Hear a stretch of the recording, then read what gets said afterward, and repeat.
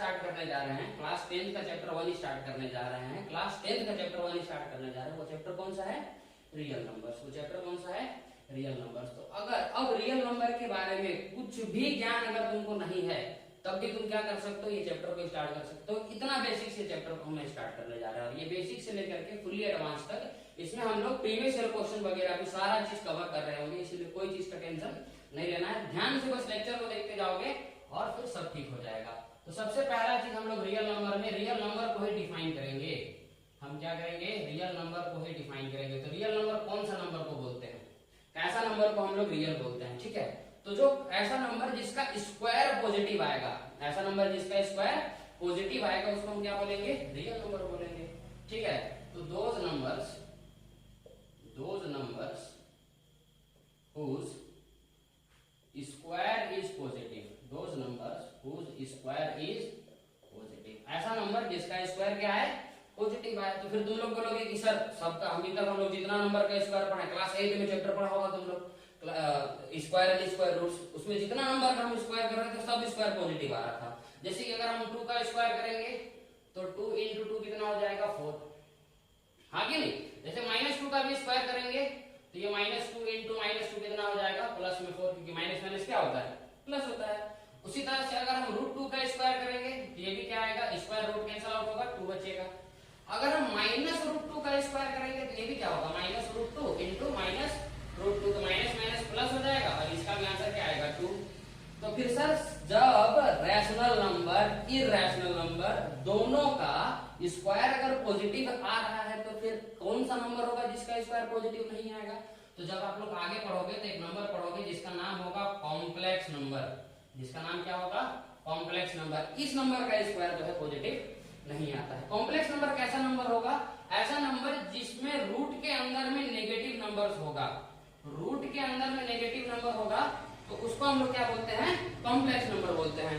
तो रूट के अंदर में नेगेटिव नंबर का अगर तुम स्क्वायर करोगे तो देखो स्क्वायर रूट कैंसिल आउट होगा और क्या बचेगा? बस नेगेटिव नंबर ही बचेगा। जैसे कि उदाहरण के तौर पर फॉर एग्जांपल √2, इसका अगर हम स्क्वायर करेंगे तो ये -2 के इक्वल आ रहा है। तो ये √2 जो है ये नंबर, मतलब ये तो √-2 था, √2 था, ये नंबर को हम लोग क्या बोलते हैं? ये रियल नंबर का पार्ट, ये रियल नंबर का पार्ट नहीं है, ये रियल नंबर का पार्ट नहीं है।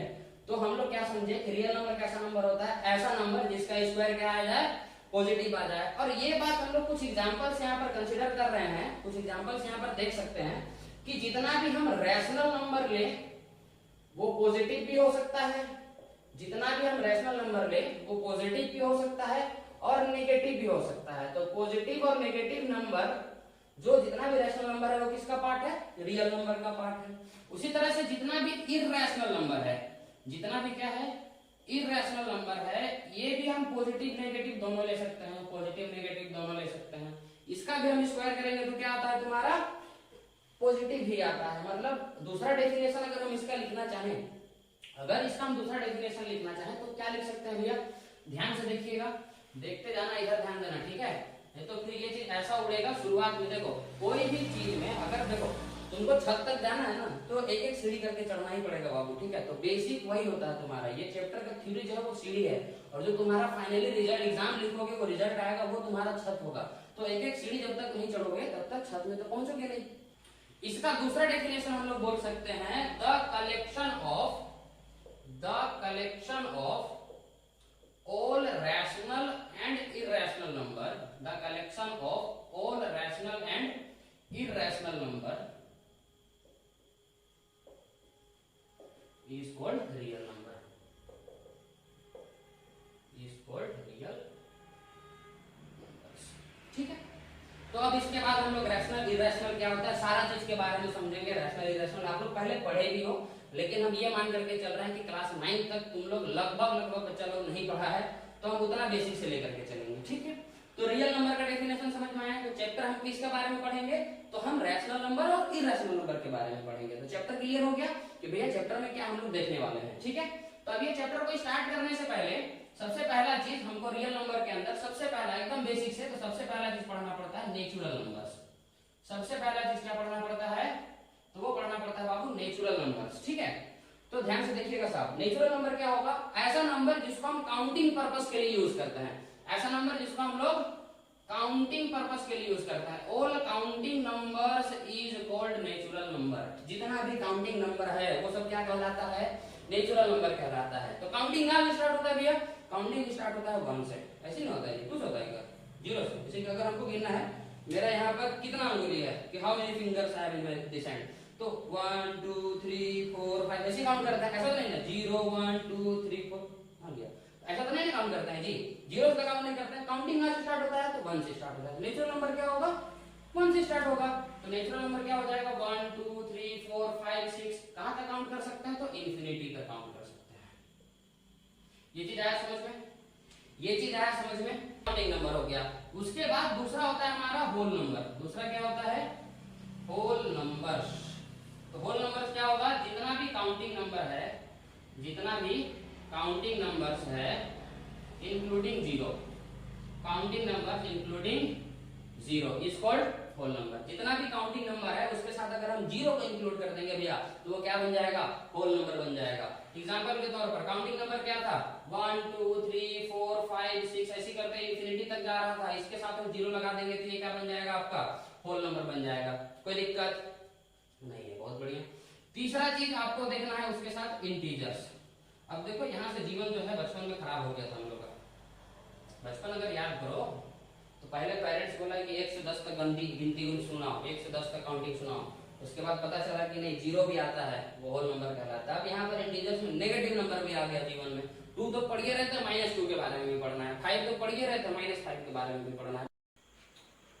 तो इंटीजर्स क्या होता है? तो इंटीजर्स वो नंबर है, इंटीजर्स क्या है? The collection of whole number, the collection of whole number and negative natural number. The collection of whole number and negative natural number is called integer. Whole number क्या है भाई? 0 से इधर सब होल नंबर है, 0 से इधर सब क्या है? होल नंबर है। और वही नेचुरल नंबर क्या है तुम्हारा? 1 2 3 4। इसको नेगेटिव साइन के साथ लिखेंगे, मतलब -1 -2 -3 -4। ये क्या कहलाएगा तुम्हारा? ये सबको मिला देंगे तो इंटीजर्स कहलाएगा।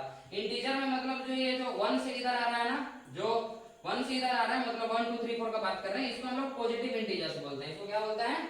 पॉजिटिव इंटीजर्स बोलते हैं। यही तुम्हारा काउंटिंग नंबर जैसा भी दिख रहा है, वही तुम्हारा नेचुरल नंबर भी है। अगर -1 से इधर देखोगे तो ये नेगेटिव इंटीजर है, -1 से इधर देखो तो ये क्या है? Negative integer. Odd number. अगला क्या देखना है? Odd numbers. तो ऑड नंबर्स क्या होता है? ऐसा नंबर जो 2 से पूरा पूरा डिवाइड नहीं हो। Those numbers which do not which is not divided by 2 completely। ऐसा नंबर जो 2 से पूरा पूरा डिवाइड नहीं होगा उसको हम लोग क्या बोलेंगे? ऑड नंबर बोलेंगे। और इसका जो जनरल फॉर्म होता है, इस ऑड नंबर का जो जनरल फॉर्म होता है वो क्या होता है तुम्हारा?